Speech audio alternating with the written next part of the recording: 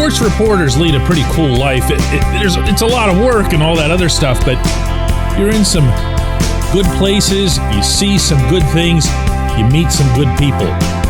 That said, you also can have a random dream about Ron Hextall. Good morning to you. Good Monday morning.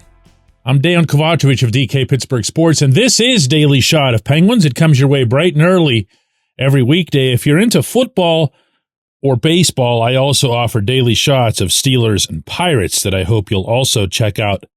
No, I don't remember at all what the dream was about. I just remember that I was, for whatever reason, in the Wells Fargo Center in Philadelphia, waiting outside the Flyers locker room, and Hextall walked by, but it was weird that Hextall was in my dream, okay? And that got me thinking about something that's become so seemingly universal in acceptance among the Penguins fan base that I thought I'd bring it up today and counter it as at least a semi-myth. And that's that Kyle Dubas showed up hamstrung by Hextall, meaning that, his hands were tied, just nothing he could do. It was a hopeless situation, and it was going to take him a decade or whatever to undo it. Now, please do not mistake one syllable of this segment as being some sort of endorsement for Hextall. Hextall deserved to be fired when he was fired. I called for it at the time. I applauded it once it happened. All right, we're clear with all that? Okay, good. Now, that said, one of the things that's gotten attached to Hextall, and it's right to have it attached to him, but not in a negative context, is that he signed a bunch of guys, older guys, for way too long. And that sounds like a really cool thing to say on your, typical old school radio show where whoever it is that you're talking to or whoever it is that's going to be calling in know what the hell they're talking about when it comes to hockey. Oh, yeah, definitely, Bill from Blawnox. You're absolutely right. They're all old and they're overpaid, and Dubas never had a chance. Well, one problem with that. Actually, two. And I'm going to name them for you. Rickard Rakell, Brian Rust. The list's a little bit longer than that, but Hextall not only made the trade to get Rakell, which incidentally is one of the Penguins' very best trades of this decade, but he also signed Rakell to a long-term deal, 6 years, $30 million. Is that longer than you'd want to go? Of course it is. Is that the going rate? Is that the way to keep somebody from becoming an unrestricted free agent, losing them for nothing? Of course it is. Same applies to Rust. 6 years and $31 million. You could let him walk, you could have nothing for him, or you could have everything that you're getting now from both of them. Rakell has 23 goals. He's on a career best pace. He has been amazing. And not just when it comes to finishing. He's made the passes. He's been all over the ice as a two-way guy. He's made the people running Team Sweden for the Four Nations tournament look like the people running the Pirates. It's such a joke that he was left off that the joke only keeps exacerbating itself with every passing week between now and the tournament. Rakell has 23 goals. Rust has 19. I'm repeating that for a reason. 23 and 19, because they're the top two goal figures on the roster. Yes, Sidney Crosby has continued to be himself. He's going to finish with his point a game. He's going to finish the season breaking Wayne Gretzky's record on that count. But these two are the ones burying it. These two are the ones finishing. These two are the ones, in my opinion, who are the most responsible. And hear this out before you kind of, turn your nose up at it. Most responsible for having this Penguin season mean anything after the start that they had. Because if they didn't go on that goal-scoring rampage, and when you lead the NHL in goals for a full month, that's a rampage, then go look at how many of those, more than 1/3 of those 74 goals in that month span came off of these two sticks. So, sure, again, Hextall made mistakes. Hextall made mistakes that did weigh Dubas down, notably the, Mikhail Granlund and Jeff Petrie contracts that Dubas had to get out of here for Erik Karlsson, which was very smartly executed on his part. But when you look at the Penguins' payroll now, you look at the way their cap space is broken down, is it Hextall's guys that are causing the problem? No. 10 million of it, a little bit more, has gone into your top 2 goal scorers. Gino signed for around the same money. You can have issues with Gino here or there or whatever, but Gino's actually played a lot better than his goal count would demonstrate. He's now playing alongside guys who are shooting the puck. He's adjusted. He's passing the puck. He continues to rank among the NHL's highest scoring second-line centers. Guess what he is? A second-line center. And he's 4th on the team in points, and you'll take that for $5 million. Chris Letang was extended by Hextall. Letang, of course, has his days, but he also has his days. And a couple of injuries and illnesses aside, he's been pretty much himself. So who actually are the albatrosses on this salary cap? Who are they?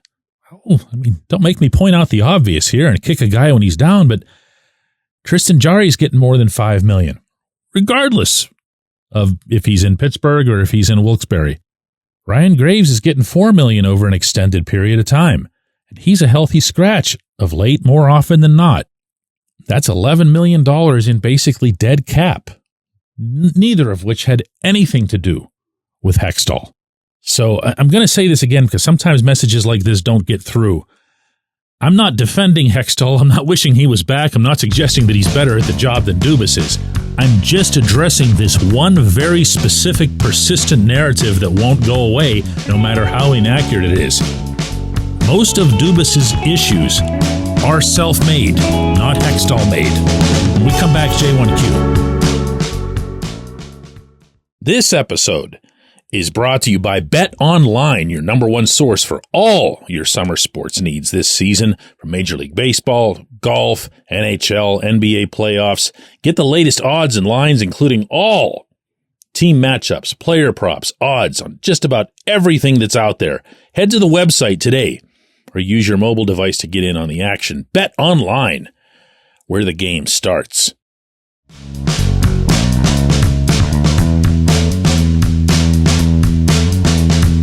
Today's J1Q comes from Chris, who says, DK, doesn't Yoel Blomqvist need to be the number one goaltender now with Alex Nedeljkovic only playing back-to-backs? Isn't it time?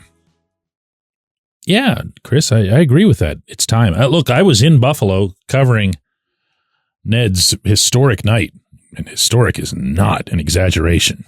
When you become the first goaltender to get a goal and an assist, and also you turn aside 40 out of 42 shots against the Sabres, that's historic. That's legit. He's only the 16th in NHL history to get that.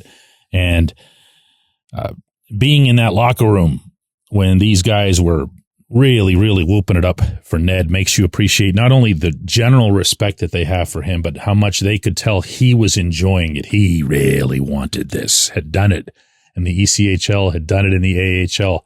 And now he finally got one in the NHL. Good stuff. You know who was sitting right next to him with the biggest smile? Blomqvist. Also a pretty cool sight. And then Blomqvist goes out the next night in Washington, facing a much taller task, at least in terms of the opponent. The Penguins played way better, by the way, in Washington than they did in Buffalo, but the Capitals have more to give than the Sabres do. And that one ended up being a loss, of course, but Blomqvist acquitted himself well.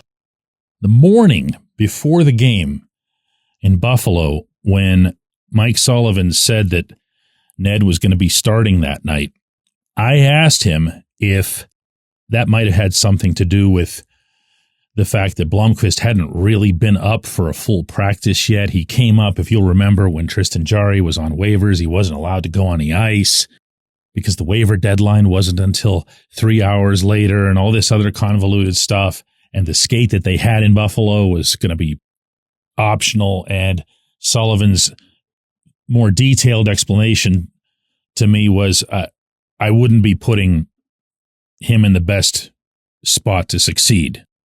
But then, almost as if he's wondering what it is that I was going for by asking that, he looks at me, one of his eyebrows goes up and says, he's gonna get in a lot of games.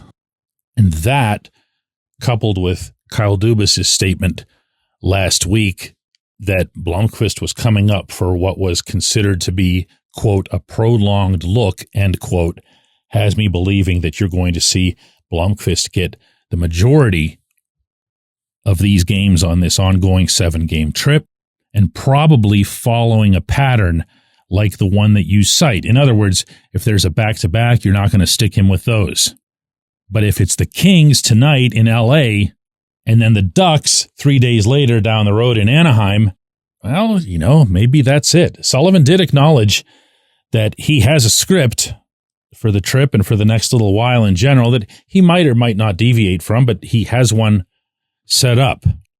And the objective is very clearly for Blomqvist to get himself a look. And he's so young, so new, that a look doesn't mean a trip. It doesn't mean a handful of games. It means, without anybody blurting it out, that he's number one.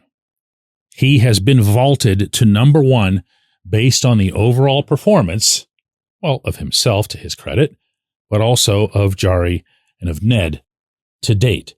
And if it works out the way that it did over the weekend, yes, of course, they would have liked to beat the Capitals. But if it works out that Blomqvist carries himself like a number one, and Ned does what he was signed to do, which is to be the backup and not the bailout, then you might have yourself a nice situation moving forward. We'll see. Appreciate the question. Appreciate everybody listening to Daily Shot of Penguins. We'll do another one of these tomorrow.